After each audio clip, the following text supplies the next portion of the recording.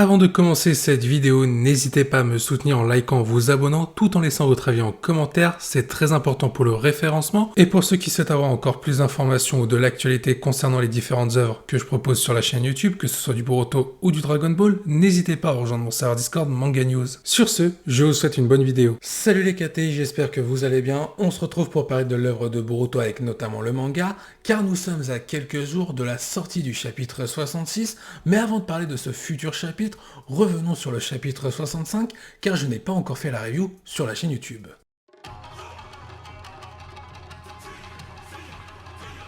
Je pense même qu'on peut le dire, ce chapitre 65 avait de belles promesses en termes d'éléments, que ce soit du côté de Boruto, de Kawaki, de Code, ou encore même avec l'intervention de Naruto et Shikamaru pour faire face à Code, mais pas que, car il y avait aussi Boroshiki, soit Momoshiki qui s'est invité à la fête. Commençons d'ailleurs par parler de ce premier élément en lien avec Momoshiki mais aussi Boruto, notamment les effets secondaires que subit Boruto par rapport aux médicaments d'Amado qui l'empêchent de devenir un Ototoki à cause de Momoshiki. C'est vrai qu'à la fin du chapitre 64, on ne savait pas réellement ce qui se passait au niveau de Boruto. Est-ce que c'était les effets secondaires ou Momoshiki qui essayait de s'emparer du corps de Boruto? Cette fois-ci, dans le chapitre 65, on a un élément de réponse.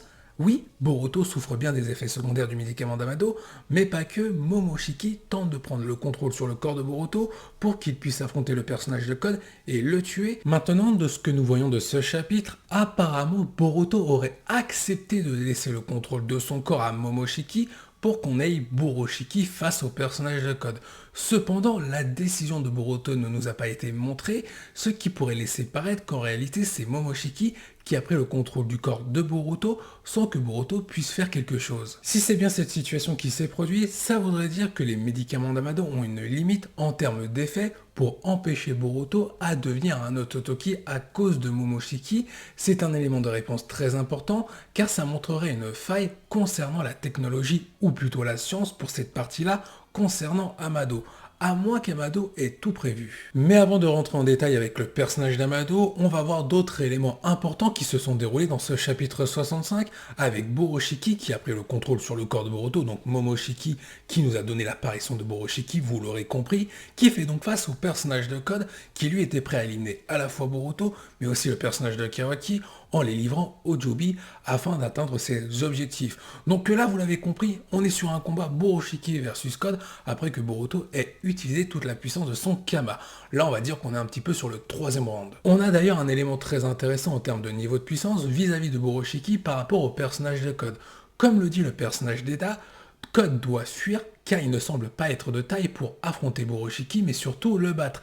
Et Boroshiki semble donc être en mesure de pouvoir tuer le personnage de Code. Est-ce que ça veut dire que Boroshiki est plus puissant que le personnage de Code? Visiblement, sur ce que nous montre ce chapitre 65, oui. Cependant, il y a un petit mais, c'est par rapport au comportement du personnage de Code.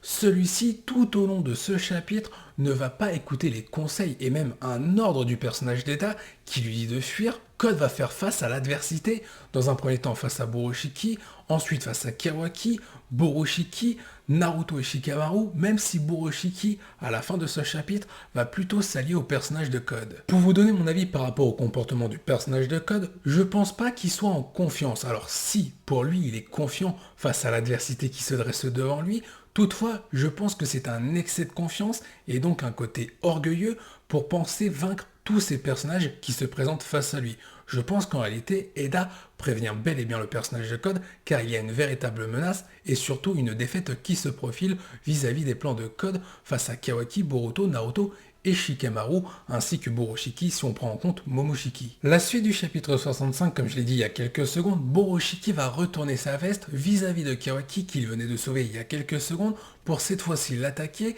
et s'allier au personnage de Code suite à l'intervention de Naruto et Shikamaru, car Boroshiki a le même objectif que Code, c'est-à-dire éliminer Naruto, et c'est ce qu'il va essayer de faire en fin de chapitre, mais il faudra l'intervention de Kawaki. Mais avant de parler de Kawaki et du rôle d'Amado vis-à-vis du retour du Kama, car c'est un peu l'événement qui a eu lieu en fin de chapitre 65, revenons sur l'intervention de Naruto et de Shikamaru pour sauver la vie de Kawaki face à Boroshiki. Il y a du positif et du négatif. Commençons par le positif, l'intervention de Naruto en mode ermite, c'est plutôt sympa, mais ce positif-là pourrait se concrétiser par rapport à la suite de l'œuvre de Boruto et le développement de Naruto, avec le pouvoir qu'il va utiliser, le mode ermite, vu que maintenant il ne peut plus utiliser le mode Kurama.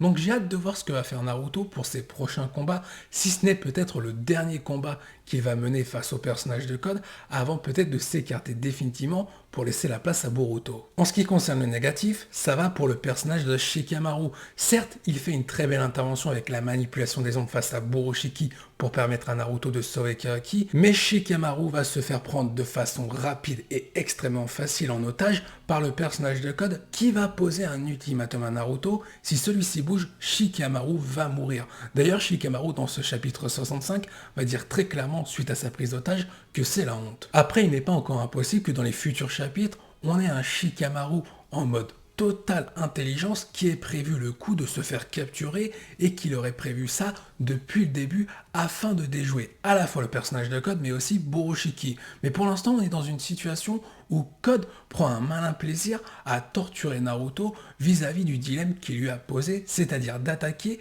quitte à perdre la vie de Shikamaru. Suite à ça, le personnage de Code va en profiter et attaquer Naruto qui est sur le point de mourir suite à l'attaque de Code, mais Kawaki réveille son Kama et aspire la technique de Code afin de sauver Naruto, et c'est comme ça que le chapitre 65 va se conclure avec un énorme retournement de situation pour le personnage de Kawaki. Maintenant, il est temps de parler du rôle du personnage d'Amado vis-à-vis du retour du Kama de Kawaki. Il y a déjà plusieurs chapitres, Amado avait affirmé à Kawaki, pour qu'il récupère son Kama, il lui fallait une mise à jour d'entrée et de sortie, sauf qu'on ne savait pas comment réaliser ces mises à jour concernant le personnage de Kawaki.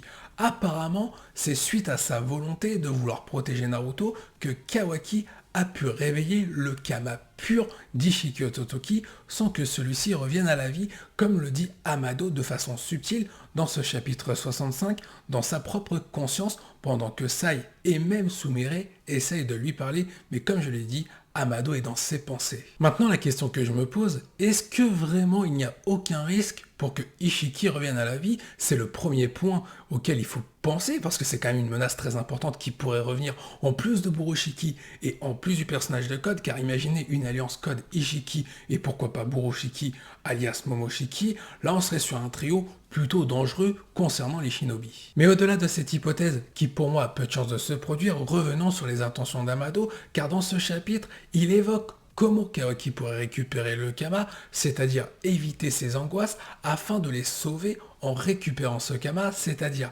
éviter la mort de Naruto, et pour cela, il doit utiliser le Kama face au personnage de Code. C'est les propos que dit subtilement Amado dans ses propres pensées. Mais Amado dit autre chose. Il dit clairement que Kawaki doit pas faire de gaffe par rapport au chemin qu'ils ont parcouru jusque-là, c'est-à-dire à Konoha, lui et Amado. Donc il y a quelque chose que souhaite réaliser Amado au village de Konoha. Et si en réalité, Amado depuis le début voulait mettre en point une arme capable de détruire le monde shinobi qui se nommerait Kawaki, qui aurait la puissance nécessaire de détruire le village de Konoha. Mais là vous allez me dire, pourquoi il ne l'a pas fait avec Ishiki Ototoki, qui avait clairement le niveau pour tuer Naruto et détruire Konoha?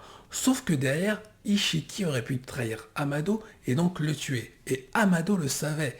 Il fallait donc tout miser sur Kawaki et avoir la main mise sur ses créations et donc être un peu le maître du monde. Suite à ces différentes hypothèses, je vous invite à donner votre avis en commentaire sur ce que vous pensez concernant les intentions d'Amado, et avant de conclure, j'aimerais faire un petit topo sur le scénario qui ressemble de plus en plus au scénario de la fin de l'histoire de Naruto, avec notamment les personnages de Naruto et de Sasuke. Ça sent le combat entre Boroshiki et Kawashiki avant l'ellipse, avant d'avoir un deuxième round après l'ellipse, Boruto versus Kawaki, notamment la scène de combat qu'on voit dans l'épisode 1 pour l'anime, mais aussi dans le chapitre 1 pour le manga.